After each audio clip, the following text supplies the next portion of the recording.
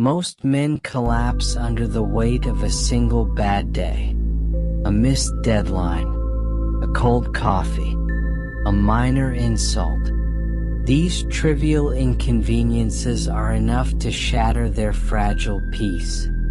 But imagine the weight of the known world pressing down on your shoulders. Imagine being the Emperor of Rome, seated upon a throne carved from marble, yet surrounded by shadows of betrayal. Imagine the plague sweeping through your cities, the whispers of treachery echoing in your Senate halls, and barbarian war drums pounding relentlessly at the empire's borders.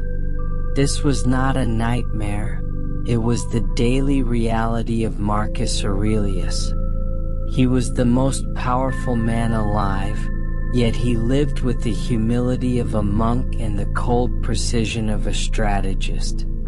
He did not merely endure, he remained untouched. He did not search for peace in the chaos of the world. He forged peace within himself.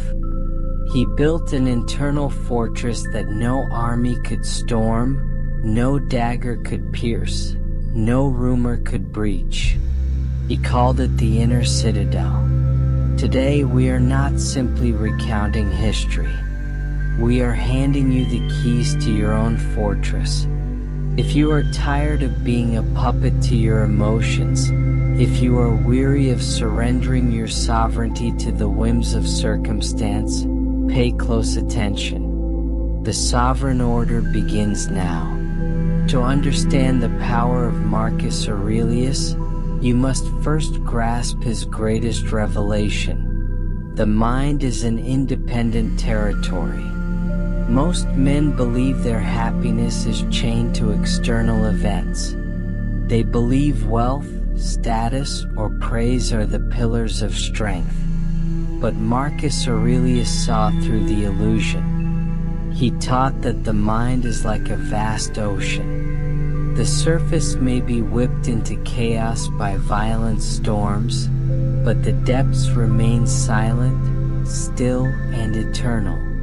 This is the Inner Citadel, a sanctuary where no boss can dismiss you, no lover can abandon you, no enemy can wound you. To construct this citadel, Marcus practiced the art of objective representation. When insulted, he did not interpret words as wounds. He saw them for what they truly were. Vibrations of air striking the eardrum. Nothing more. The words had no power unless he granted them a seat at his table. A sovereign knows the only true danger lies in his own judgment. If you decide you have not been harmed, the harm dissolves into nothingness. This is not abstract philosophy. It is a tactical advantage in a world that thrives on exploiting weakness. This is the cornerstone of the sovereign mindset. Draw a line in the sand between what is yours and what belongs to the world. Marcus Aurelius spent countless nights in his war tent, writing in his journals by the dim glow of oil lamps. He reminded himself that his title of emperor was temporary, but his character was eternal. He divided existence into two boxes. In the first box, thoughts, intentions, reactions. These are yours. They are under your command. In the second box, the economy, the weather, the opinions of others, even the health of your body. These are indifferents. To waste a single heartbeat worrying about box 2 is self-sabotage. It is surrendering your sovereignty. When you obsess over what others think, you hand them the keys to your fortress. You allow strangers to decide whether you feel joy or despair. A Stoic emperor never lets another man hold his keys. He focuses entirely on his own actions, his own integrity, his own resolve. He knows that while he cannot control the wind, he can always adjust the sails. This is the difference between a victim and a leader. Imagine life as fire. Most men are candles, fragile flames extinguished by the slightest breeze of misfortune. But a sovereign is a forest fire. To a raging inferno, the wind is not an enemy, it is fuel. Every obstacle, betrayal, and loss becomes what consumed, transformed into light and heat. Marcus Aurelius called this Amor Fati, the love of fate. Not passive acceptance, but radical embrace. He did not merely tolerate the burdens of ruling a dying empire. He loved them. They were whetstones sharpening his soul. When you face setbacks, your instinct is to ask, why me? The Stoic emperor flips the script. This is exactly what I needed to test my strength. If slandered, you are given the chance to practice silence. If exhausted, you are given the chance to practice endurance. Nothing can stop a man who sees every barrier as a bridge. In the sovereign order, we do not curse the cold, we use it to harden our steel. You must become the alchemist of your own life, transmuting the lead of your problems into the gold of your character. One of Marcus's most powerful tools was a mental exercise we now call the view from above. He knew anxiety thrives on the microscopic. When trapped in the tiny details of daily life, problems appear monstrous. To break the spell, he would rise in his mind above the streets of Rome. He would see the bustling markets, the marching legions, the scheming senators, all as a single organism. Then he would ascend higher, seeing Italy, then the vast empire, then the earth itself as a pale dot suspended in infinite blackness. From this height, insults vanish, contracts dissolve, rivalries evaporate. This exercise does not make life meaningless. It makes fear meaningless. It restores hierarchy to the mind. You are a sovereign, a consciousness existing for a heartbeat in the timeline of eternity. Why waste that heartbeat trembling before mortal opinions? From the stars, you see clearly. Your only duty is justice and reason in the present moment. Everything else is noise in the wind. The armor we forge today is not iron, but ideas. Marcus Aurelius died in a Cold War tent, surrounded by the chaos of battle. Yet he died free because his mind was unconquered. He proved a man can be a king in chains and a slave on a throne. The question is, which one are you? Tomorrow the world will wake and attempt to drag you back into weakness. It will tempt you with anger, jealousy, and fear. When that happens, remember the inner citadel. Close the gates of perception. Do not let the storm inside. You are part of the sovereign order now. We do not bow to circumstances. We command them. If this message resonates with your spirit, subscribe and join the Legion of the Unshakable. Leave a comment with the word sovereign to mark your initiation. Master your mind. Command your world. The story of Marcus Aurelius is not merely the tale of an emperor, it is the anatomy of resilience. To understand his power, you must step into the Cold War tents where he wrote his meditations, surrounded by the groans of soldiers and the distant clash of steel. Picture the flickering oil lamps casting shadows on parchment, while outside, the empire trembled under the weight of plague and invasion. Yet within those fragile pages, he carved a fortress stronger than Rome's walls. He knew that kingdoms rise and fall, but the sovereignty of the mind is eternal. His empire was not marble or gold, it was perception, discipline, and reason. This is why his words survive when monuments crumble. They are not relics, they are weapons.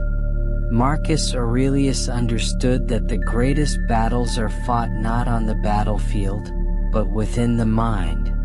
Anxiety, fear, and anger are invisible enemies, yet they conquer more men than armies ever could. He saw clearly that most men are slaves, not to emperors but to their own emotions. They are chained by desire, whipped by fear, and executed daily by their own judgments. But Marcus broke those chains. He declared that the mind is sovereign territory, untouchable by circumstance. He taught that insults are nothing but air, losses are nothing but perception, and death itself is nothing but transformation. To him, the true enemy was not the barbarian at the gate, it was the weakness within. Consider the plague that ravaged Rome during his reign. Entire cities were silenced, families destroyed, and the empire itself seemed to rot from within. Yet Marcus did not despair.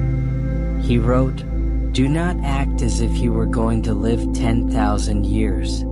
Death hangs over you. While you live, while it is in your power, be good." This was not resignation, it was command. He turned mortality into motivation. He saw the plague not as a curse, but as a reminder that every breath is borrowed, every moment a battlefield where virtue must be defended. The sovereign order teaches that suffering is not an obstacle, it is the forge. Marcus Aurelius did not hide from pain. He walked into it. He believed that adversity was the whetstone that sharpened the soul. Betrayal was a lesson in trust. Loss was a lesson in detachment. Exhaustion was a lesson in endurance. This is Amor Fati, the love of fate. To embrace not only the pleasant but the brutal. To see every misfortune as fuel. To transform every wound into wisdom. Most men curse the storm. A sovereign thanks it because it hardens his steel. Marcus also practiced the discipline of perspective. He knew that fear thrives in narrow vision. When you stare too closely at your problems, they appear monstrous. So he rose above them. He imagined himself soaring over Rome, then over Italy, then over the empire, until the earth itself was a pale dot in infinite darkness. From that height, insults vanish. Rivalries dissolve. Even death becomes a small ripple in the ocean of eternity. This exercise, the view from above, was not escapism. It was clarity. It reminded him that the universe does not bend to our fears. It reminded him that our duty is simple. Act with justice, act with reason, act with courage. Everything else is noise. The sovereign order demands that you build your own citadel. Not of stone, but of perception. Not of iron, but of discipline. When the world insults you, retreat into your fortress. When the world betrays you, retreat into your fortress. When the world collapses, retreat into your fortress. Inside you are untouchable. Inside you are free. Marcus Aurelius died not in a palace, but in a Cold War tent, surrounded by soldiers and uncertainty. Yet he died undefeated. His body perished, but his mind remained unconquered. He proved that sovereignty is not about crowns or armies, it is about mastery of the self. The question is, which man are you? The slave who trembles before circumstance, or the sovereign who commands it? Tomorrow the world will test you. It will try to drag you back into weakness. It will tempt you with anger, jealousy, and despair. When that happens, remember Marcus. Remember the inner citadel. Close the gates. Do not let the storm inside.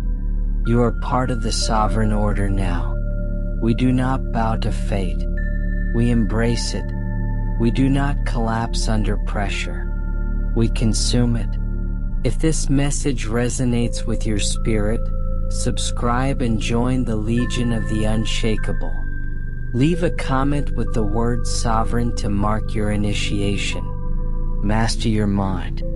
Command your world.